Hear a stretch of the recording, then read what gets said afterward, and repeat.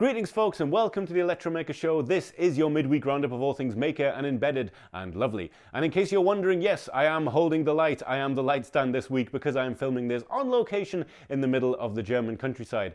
This will be our last show for this year and we have a lot to get to. So before we get started, I just want to thank every single one of you that have helped make this first year of video making for me so enjoyable. I've really enjoyed reading all your comments. I've really been so happy that this show has received some support already. We had no idea if anyone would even want to watch a show like this, and the fact that some of you have been leaving such nice comments means a lot. Anyway, that's enough waffling. We have a show, we still have a mystery box competition, and let's get to it.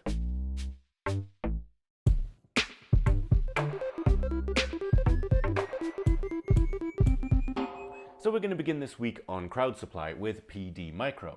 Now this name might be familiar to a few of you because we have talked about it before in the past, quite a long time ago in fact. I'm not even sure whether it was on the Electromaker YouTube show or whether I just wrote about it. However, PD Micro is an Arduino-alike board with a bit of a difference. And yes, in case you hadn't guessed by the name, PD stands for power delivery. This will work with USB-C power delivery, whether you're using it via a plug socket or a USB power bank that is power delivery compliant.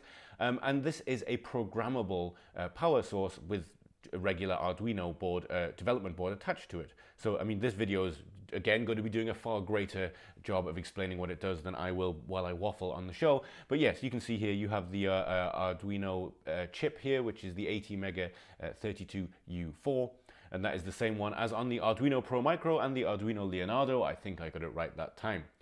And so yes, you can see here that there are these terminal blocks at the end which you can use to power your projects, as well as all the regular pins that you would find on an Arduino development board. And this is something I find kind of exciting. So as well as the main video, they also have some videos showing how the power delivery negotiation can work. So this is a successful negotiation which jumps from 0.2 volts right up to 20 volts. And it only gives the power to the output pins here when it is ready.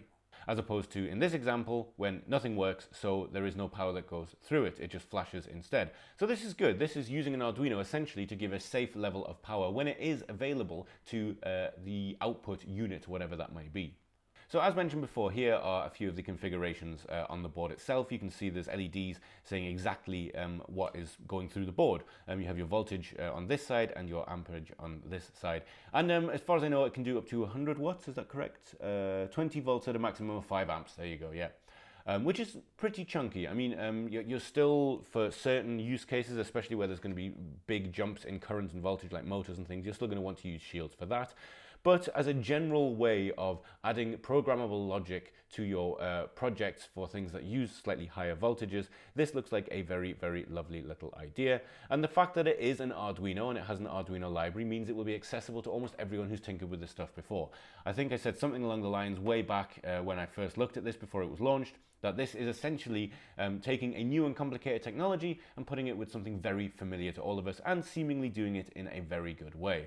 Anyway, PD Micro, it is now launched, it is on crowd supply, it is doing pretty well already. They've made $2,100 out of the $2,800 they want. If you would like to pledge to get a PD Micro, it is $28, and it is definitely something that I will be looking into as power delivery is taking over, and I'm very, very glad that it is.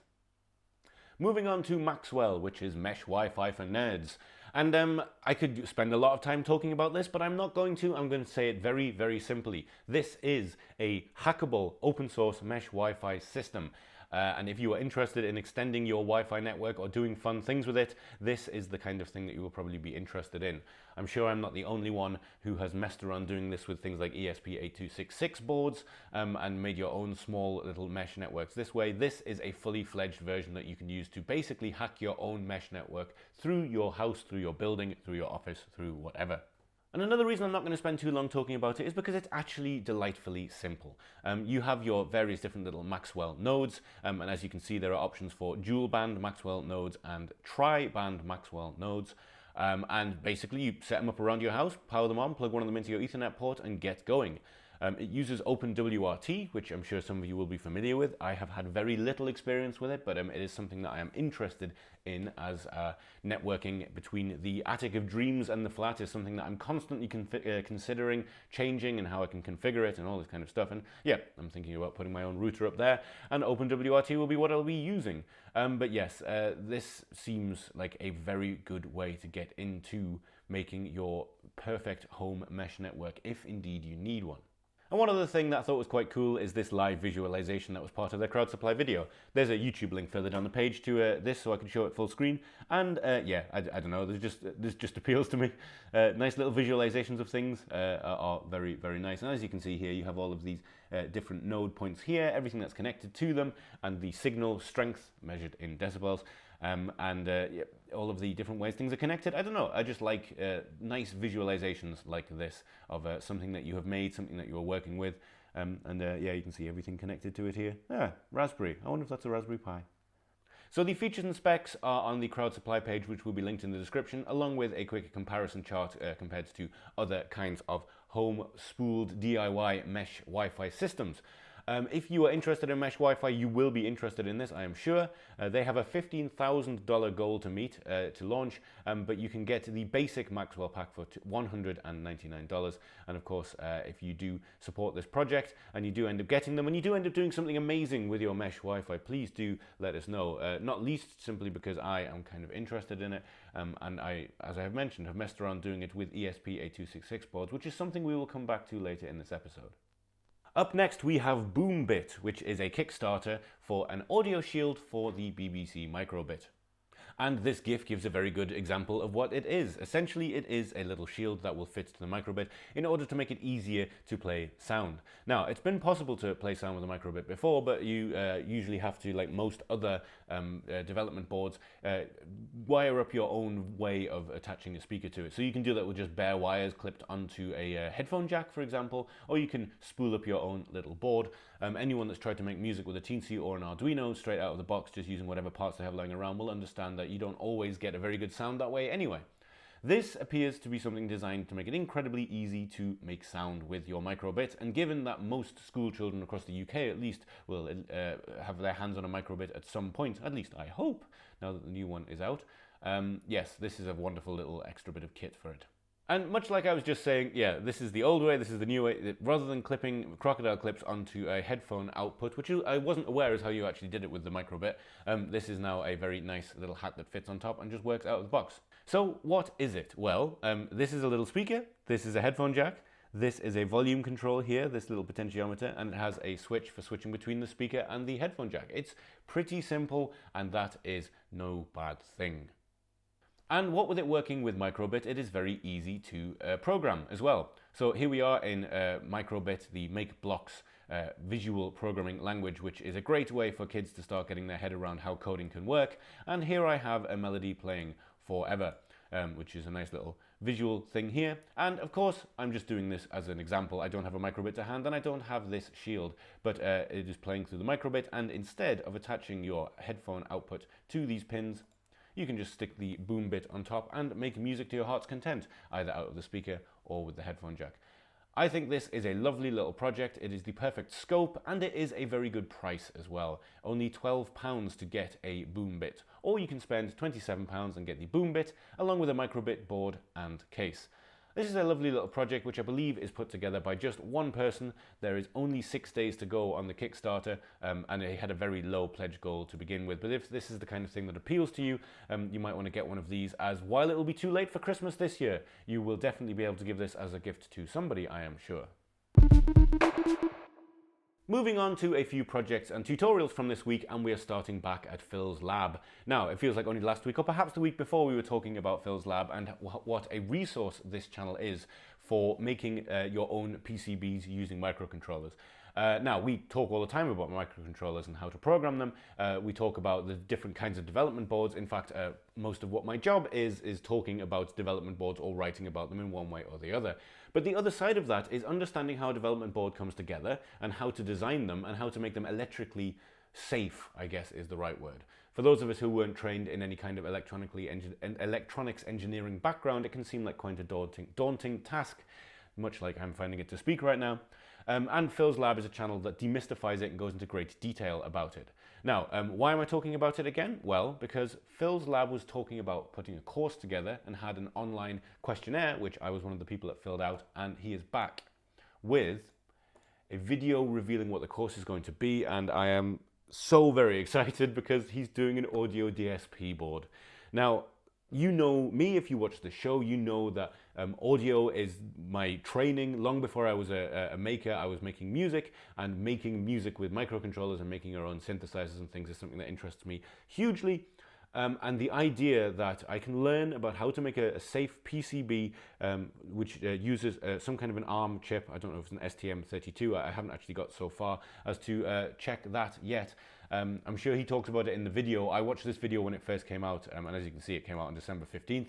And I've been excited to talk about it ever since, but I haven't watched it again, so I've forgotten what chip it is. Anyway, this is waffle. It doesn't matter. He's making an audio board. This will do some DSP, but the course is going to be how you make the board. How do you set up an audio DSP board so that you can power everything and let the microcontroller do its job, but have audio signals that don't get corrupted by electrostatic, chargy, feedbacky.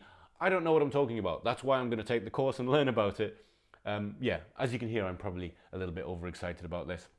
I wasn't expecting this course to be about audio in the end, and here it is. The course is kind of interesting, really, because I imagine that Phil's lab, much like most other people on the internet, is supported in some way by JLC PCB. They sponsor a lot of videos of makers and teachers, which is no bad thing whatsoever. Having industry-specific sponsors is actually a good thing, and I know that a lot of us are kind of very wary of personalized advertisements, but this is personalized ads in action at a very personal level. This is someone who's going to be teaching you how to make a PCB using a service, JLC PCB, and yeah, I am very, very excited to learn every single aspect of this. Anyway, that was waffly even for me. So I will leave a link to this in the description so you can look at it yourself. And much like I said last time, I talked about Phil's lab. This is a bit of a rabbit hole of a channel. You can spend a very, very long time looking at this stuff because he is a fantastic teacher. And I know he saw the last time I talked about him. I hope I didn't waffle too much and make you feel too strange. But look at that. Look, DSP, DSP. Ian, calm down. Anyway, in my excitement, I'm sure I've missed a lot of important details. Head to the video in the description. You will find out everything you need to know about this course. Although I must warn you, at this stage, there's no way of actually applying for the course or anything. This is just a preview. When it's ready, Phil will be making a video about it, I am sure. And again, I'm almost certain I will be putting it on the show because I'm fairly sure that there must be someone out there watching the show who is as excited as me about learning how to make your very own audio PCB and learning the technology under the technology, as it were. That is the electronics underneath our microcontrollers that we love to program so much. So yes, there will be a link in the description. So to some of you out there, this image will be very familiar. This has absolutely exploded in popularity. This concept of these lo-fi hip-hop radio stations that are all over YouTube. They're almost always beats to relax / study to, and there are a million memes based on them. I quite like the Doom radio, which is beats to rip and tear to. But yes, this is something that I actually think is a very, very good thing. This is a large-scale collections of music by not necessarily well-known producers.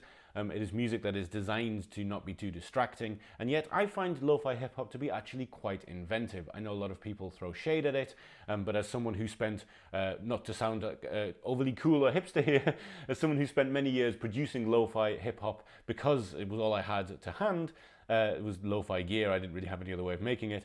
I have no problem whatsoever with the proliferation of this music. But why am I waffling about lo-fi hip-hop? This is why I'm talking about lo-fi hip-hop radio stations on YouTube, because this is a kiosk version of that, using a Raspberry Pi and a brain hat. And it is a simple but effective project, especially for someone who maybe isn't all that interested in this kind of stuff, but does look at these and listen to these hip-hop radio stations.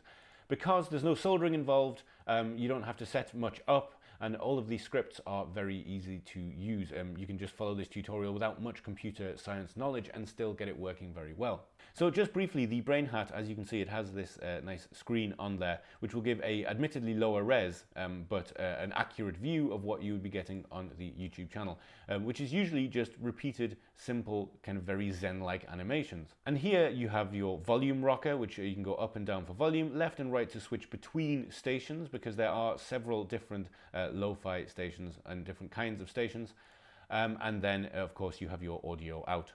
There's really not all that much more to say about this project because it is so well written and so simple. Rather than me just take you through it step by step, all I will tell you is that if you were to do this, even if you were a beginner and you wanted to do this with, say, a child or a partner or someone who you think might be interested in it through the medium of, yes, we're going to have our own little cool tech-looking lo-fi radio station that sits on the side that is completely separate. We don't have to have a browser window open. You could follow this and you could tell someone else what is going on, I think, because essentially each one of these steps is fairly self-explanatory, and the Braincraft hat abstracts away some of the difficult stuff like setting up the screen and setting up the audio. And then, yeah, the kiosk mode script as well. It's a bash script that, if you have a look inside it, essentially just step by step sets everything up to be, well, a kiosk. So the Pi turns on, and so does your lo-fi radio station with a video.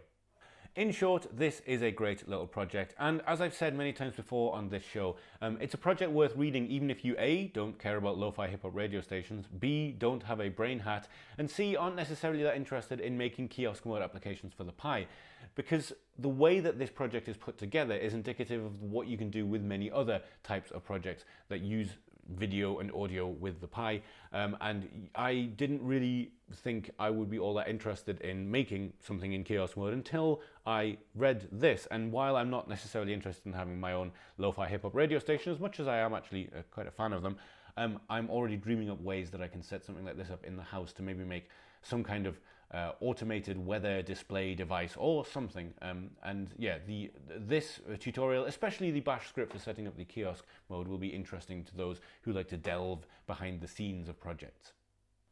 Very quickly, something on andyfairlong.com, I can't remember where I saw this. This isn't even really a tutorial or news or anything. It's just a very nice little thing that had never really occurred to me before. As someone who's used Raspberry Pis many times over the years for tutorials for all kinds of things, I use a capture card, but it's quite a cumbersome thing. It's not something that I can really use away from my main computer.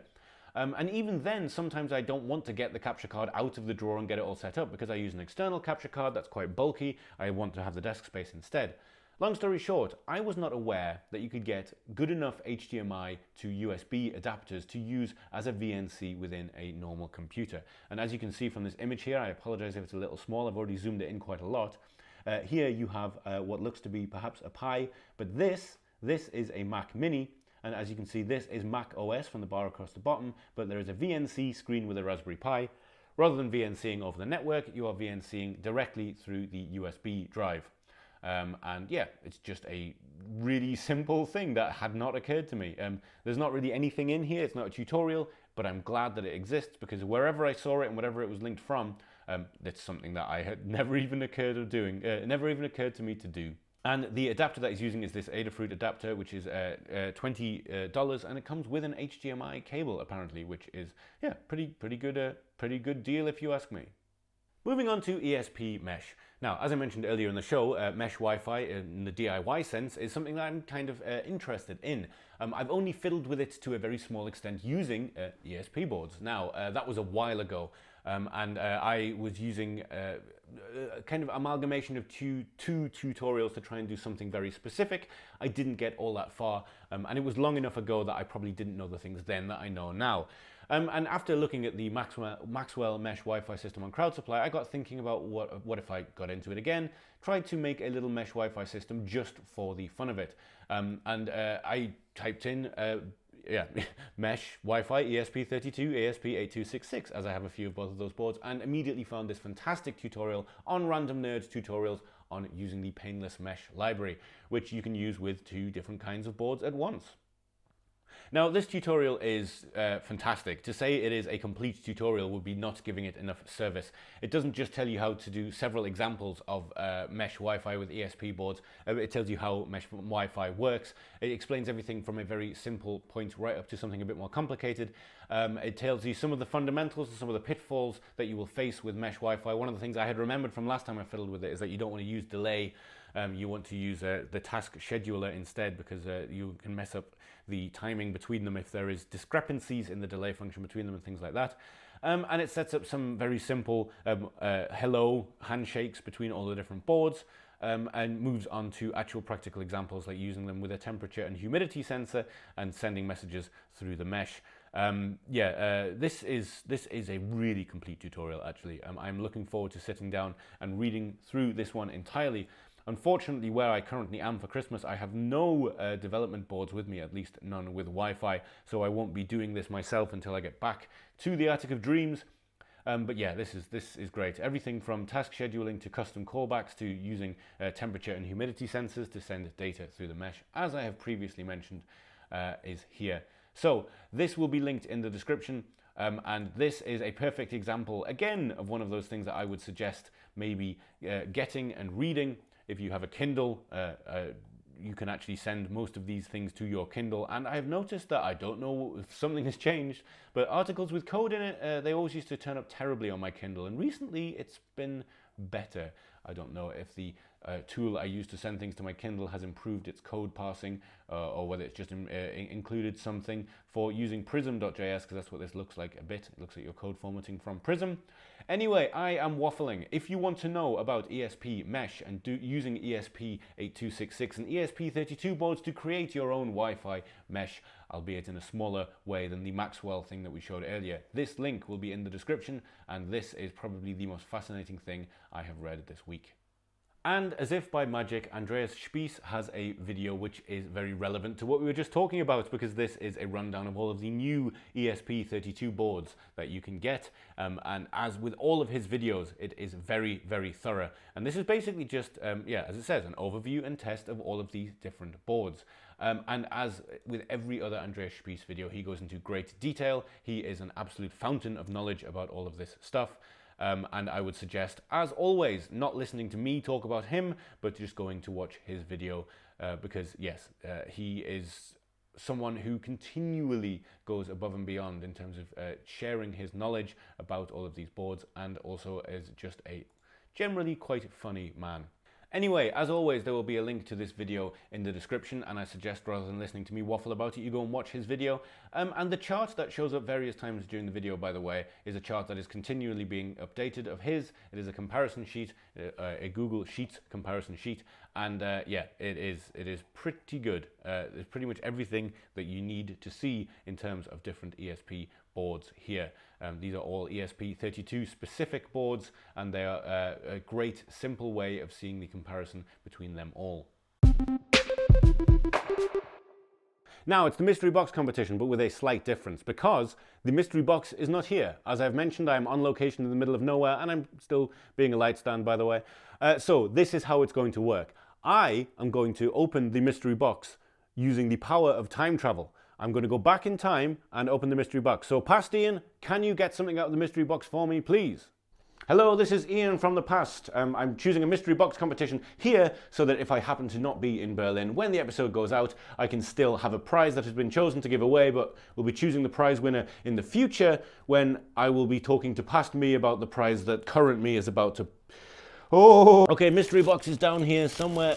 Oh, gee. Right, our prize today is it is a neural compute stick 2 from Intel. So we talk about machine learning devices and accelerators and stuff on this show fairly often.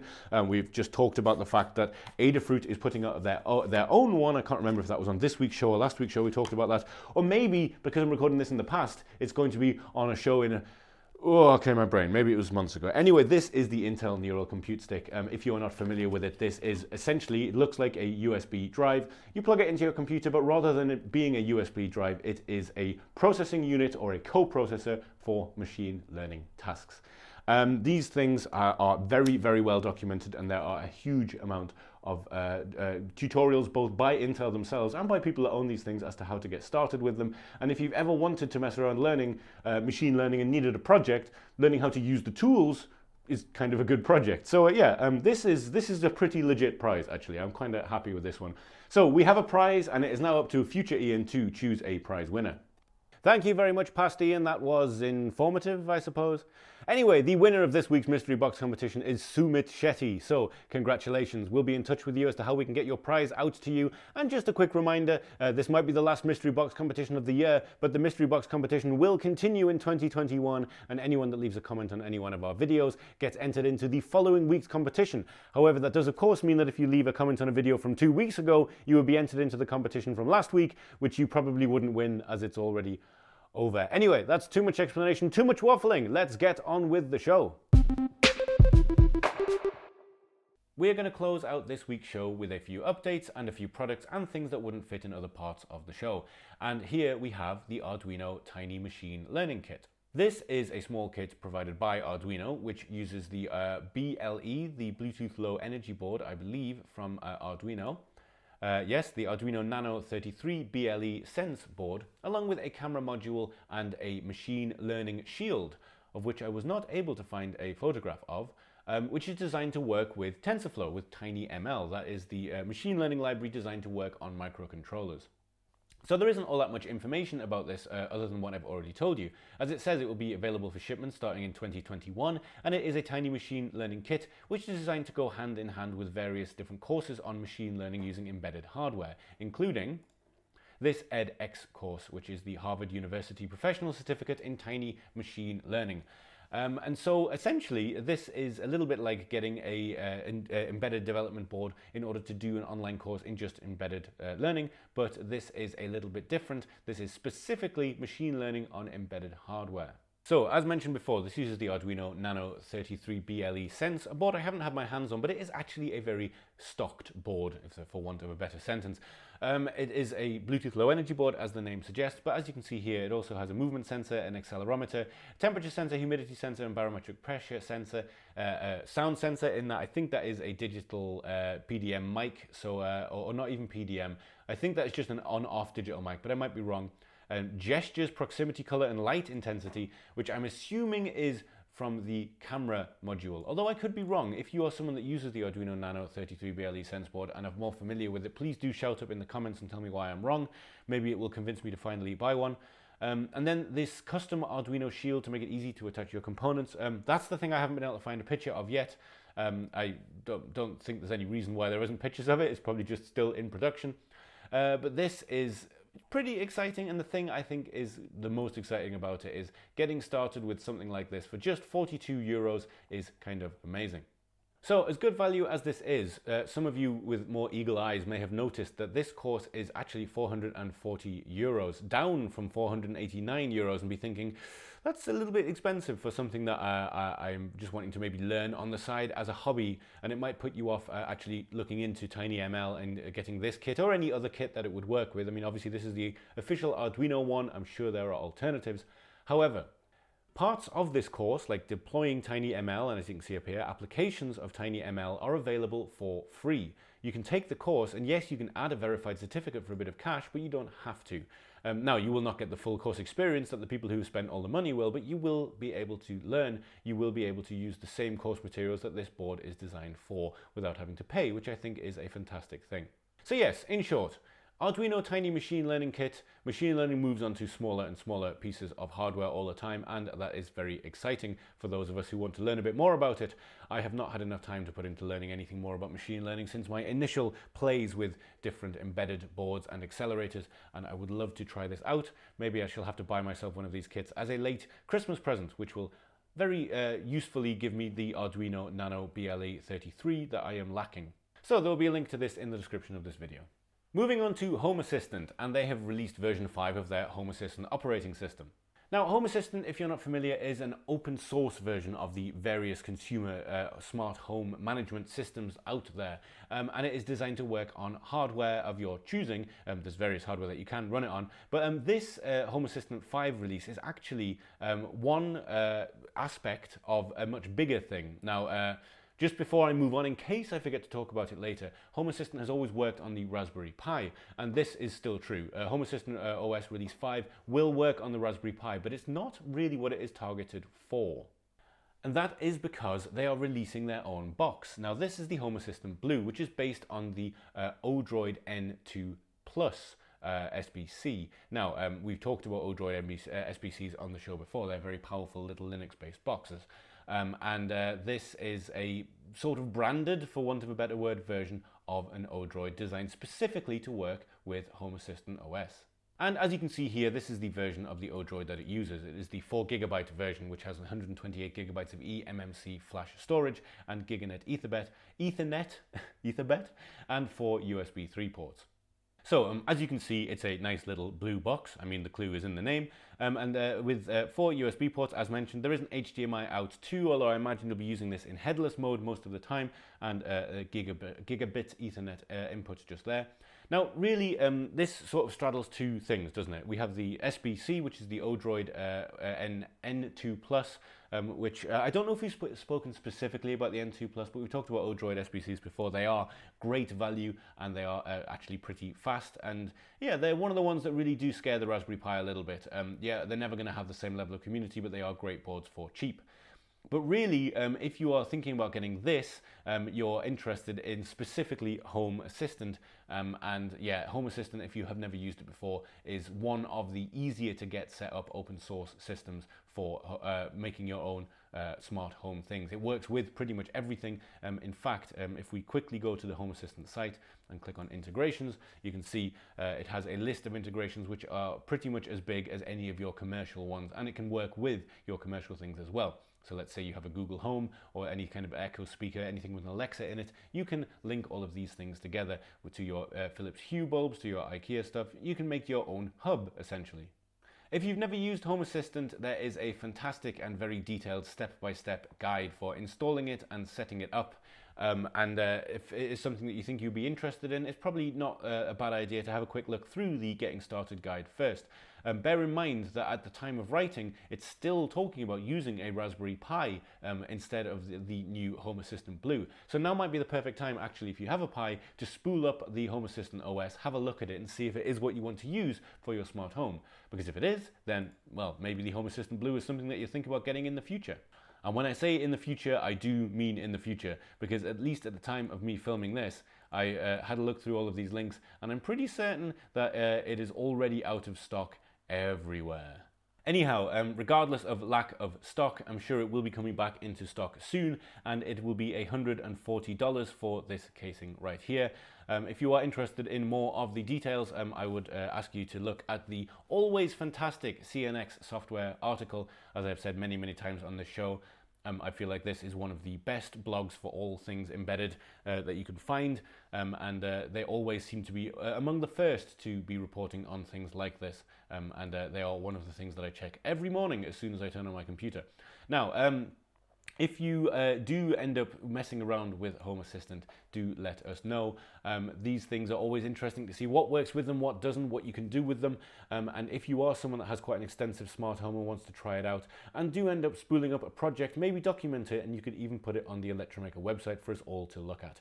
It's certainly something that I would be interested in. And I just thought it would be a good thing to cover on the show this week, because it is just coming out of the Christmas period, and I'm sure some of us will have lots of nice new smart home toys to play with. So why not try setting up your own controller for it? Moving on to the Odroid HC4, and I realize we've had 2 Odroid boards in a row. I didn't really do that on purpose, but here we are. This caught my eye. I can't remember who sent it to me this week, but this caught my eye as one of the strangest looking SBC cases I've seen in a while. And of course it is entirely practical, because this is designed to be a little NAS box. Odroid have put out several boards like this in the past, and yeah, this is designed essentially to just work with 2 different drives. You can see there are 2 mounts here for drives, and that is what this case does. The idea is it will hold them safely, and even they are calling it a toaster, and I'm very glad that they are, because if they hadn't, I would have called this the Odroid toaster. And as you can see here, this is its natural habitat, and it's a pretty exciting habitat, as you can see. Here we have 2 12-terabyte drives sitting inside the dock here, docked onto the SBC. This little OLED screen is an optional extra. You don't have to have that on the board if you don't want to. I will look into the difference in price in a moment. And then, yeah, here we have 2 normal drives. Here we have 2 SSDs. As you can see, it all fits and works perfectly happily. This product page has a few little benchmarks as well, showing how happy it is running at 100 megabits per second transfer speeds when uploading and downloading large files.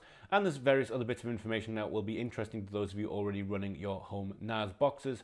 I know speed is something that is very important to a lot of people, depending on what they use their box for.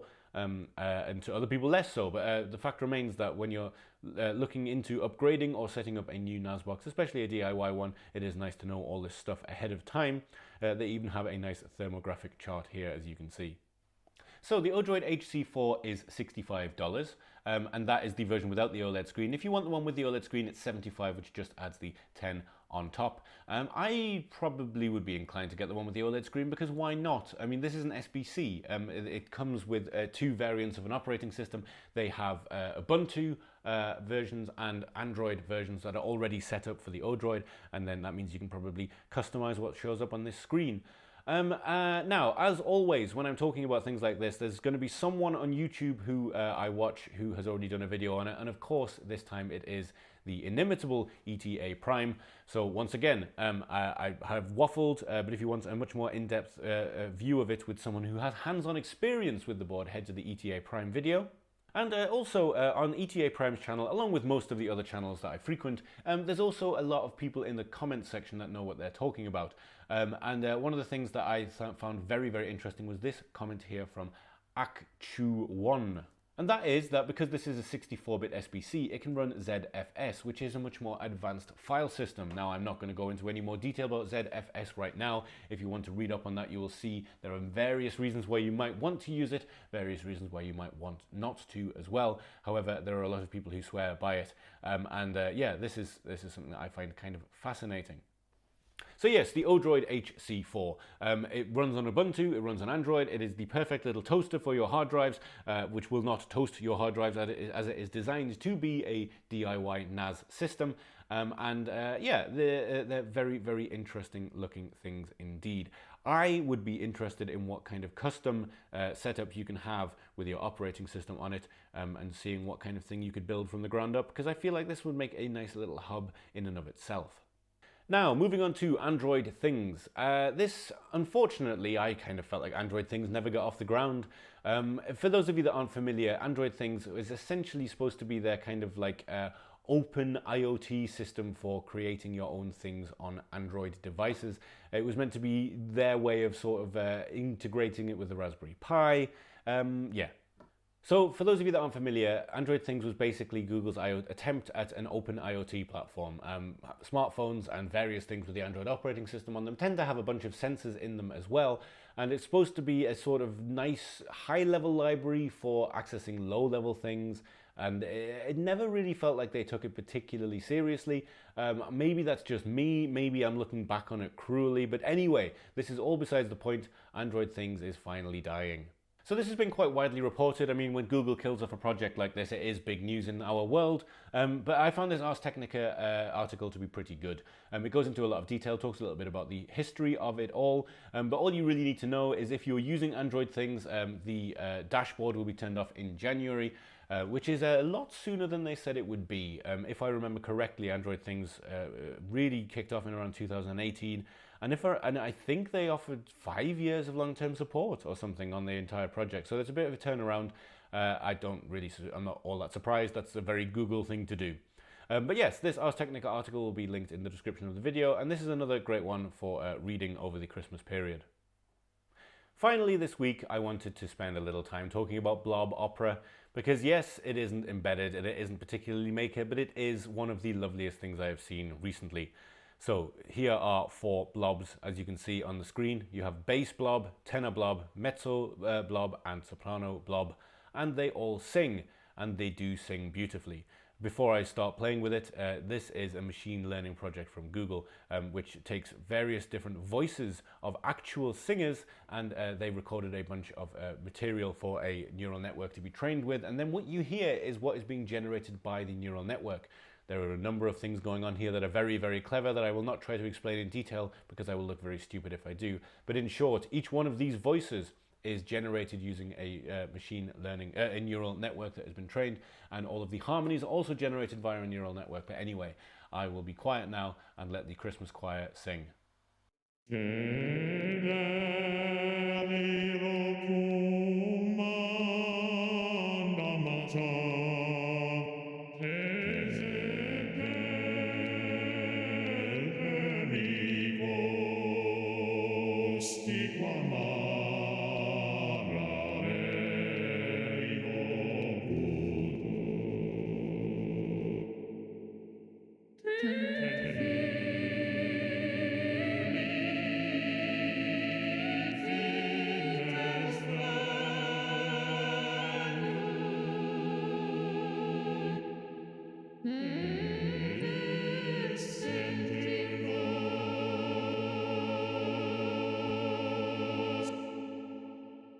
Now, I don't know about you, maybe it's been a very strange year and I'm just being sentimental, but this is one of the loveliest combinations of technology and fun and music that I have seen this year, and it seems the fitting way to close out the final Electromaker show of 2020.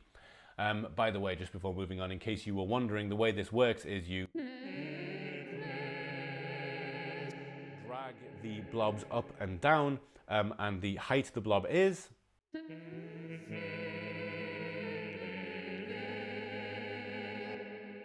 determines the note, and whether the blob is forward or backwards determines the vowel shape.